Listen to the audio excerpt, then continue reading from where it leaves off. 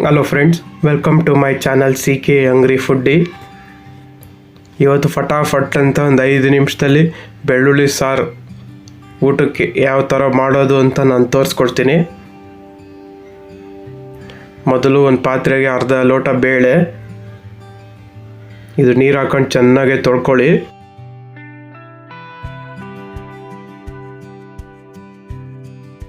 ನೋಡಿ, ಈಗ ತೊಳ್ಕೊಂಡಿದ್ದೀನಿ.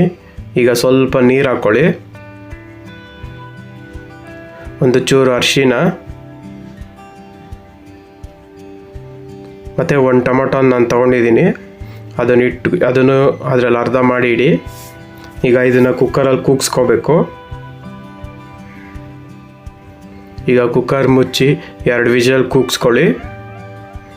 ತುಂಬ ಚೆನ್ನಾಗಿರುತ್ತೆ, ಮನೇಲಿ ಮಾಡ್ಕೊಳ್ಳಿ. ಈಗ 2 ವಿಷಲ್ ಕೂಗಿದೆ. ಇದು ಈಗ ಬೆಂದಿದೆಯಾ ಅಂತ ನೋಡೋಣ. ನೋಡಿ, ಟೊಮೊಟೊ ಬೇಳೆ ಚೆನ್ನಾಗಿ ಬೆಂದಿದೆ. ಈಗ ಒಂದು ಮಸಾಲೆ ಮಾಡ್ಕೋಬೇಕು, ಅದು ಹೇಳ್ಕೊಡ್ತೀನಿ. ಒಂದು ಮಿಕ್ಸಿಗೆ 1 ಚಮಚ ಕಾಳುಮೆಣಸು, ಮೇಲೆ ಒಂದು ಅರ್ಧ ಶುಂಠಿ, ಮೇಲೆ ಒಂದು ಅರ್ಧ ಚಮಚ ಜೀರಿಗೆ,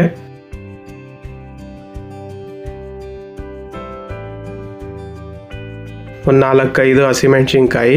ಖಾರ ಬೇಕು ಅನ್ನೋರು ಇನ್ನೂ ಜಾಸ್ತಿ ಹಾಕ್ಕೋಬೋದು. ಆಮೇಲೆ 1 ಗೆಡ್ಡೆ ಬೆಳ್ಳುಳ್ಳಿ ಜಾಸ್ತಿ ಬೇಕಾದರೂ ಹಾಕ್ಕೊಳ್ಳಿ. ಇನ್ನು ನೋಡಿ, ಈ ಥರ ತರ್ತರಿಯಾಗಿ ರುಬ್ಕೋಬೇಕು, ನೈಸಾಗಿ ರುಬ್ಬೇಡಿ. ಈಗ ಇನ್ನೊಂದು ಮಿಕ್ಸರ್ ಗ್ರೈಂಡಿಗೆ ಬೇಯಿಸಿರೋ ಟೊಮೆಟೊ, ಆಮೇಲೆ ಬೇಯಿಸಿರೋ ಬೇಳೆ ಎರಡನ್ನೂ ಹಾಕಿ ನೈಸಾಗಿ ಪೇಸ್ಟ್ ಮಾಡ್ಕೊಳ್ಳಿ. ನೋಡಿ, ಈ ಥರ ನೈಸಾಗಿ ಪೇಸ್ಟ್ ಮಾಡ್ಕೋಬೇಕು.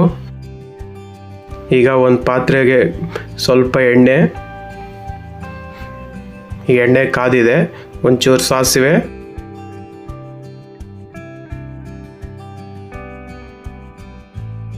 ಆಮೇಲೆ ಒಂಚೂರು ಜೀರಿಗೆ.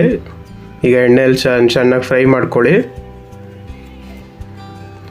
ಈಗ ರುಬ್ಬಿರೋ ಅಂಥ ಬೆಳ್ಳುಳ್ಳಿ ಪೇಸ್ಟನ್ನು ಹಾಕ್ಕೊಳ್ಳಿ ಅದಕ್ಕೆ. ಈಗ ಆಯಿಲಲ್ಲಿ ಅರೋಮ ಬರೋವರೆಗೂ ಚೆನ್ನಾಗಿ ಫ್ರೈ ಮಾಡಬೇಕು.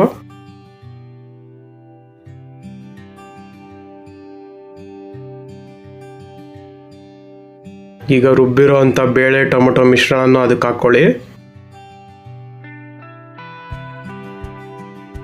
ಈಗ ನೀರು ಹಾಕ್ಕೊಳ್ಳಿ. ನೀರು ಜಾಸ್ತಿನೇ ಹಾಕ್ಕೊಳ್ಳಿ, ಯಾಕಂದರೆ ರಸಮ್ ಮಾಡ್ತಿರೋದ್ರಿಂದ ನೀರಾಗಿರಬೇಕು, ಆವಾಗಲೇ ಚೆನ್ನಾಗಿರೋದು.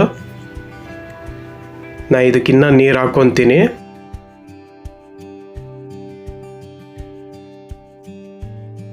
ನೋಡಿ, ನಾನು ಇಷ್ಟು ನೀರು ಮಾಡ್ಕೊಂಡಿದ್ದೀನಿ ತಿಳಿಯಾಗೆ. ಈಗ ಸ್ವಲ್ಪ ಕಲ್ಲುಪ್ಪು ರುಚಿಗೆ, ಆಮೇಲೆ ಚೂರು ಬೆಲ್ಲ, ಆಮೇಲೆ ಹುಣಸೆಹಣ್ಣು, ಆಮೇಲೆ ಕರಿಬೇವು. ಹುಣಸೆಹಣ್ಣು ಹುಳಿ ಲೈಕ್ ಮಾಡದೇ ಇರೋ ಸ್ಕಿಪ್ ಮಾಡ್ಬೋದು. ಹುಣಸೆಹಣ್ಣು ಬಿದ್ದರೂ ಚೆನ್ನಾಗಿರುತ್ತೆ ಟೇಸ್ಟು. ಇಲ್ಲ ಟೊಮೆಟೊನೇ ಜಾಸ್ತಿ ಯೂಸ್ ಮಾಡ್ಕೋಬೋದು. ಈಗ ಇದು ಚೆನ್ನಾಗಿ ಕುದಿಬೇಕು. ನೋಡಿ, ಈಗ ಚೆನ್ನಾಗಿ ಕುದೀತಾ ಇದೆ. ಬೆಳ್ಳುಳ್ಳಿ ರಸಮ್ ರೆಡಿಯಾಗಿದೆ ಫಟಾಫಟ್.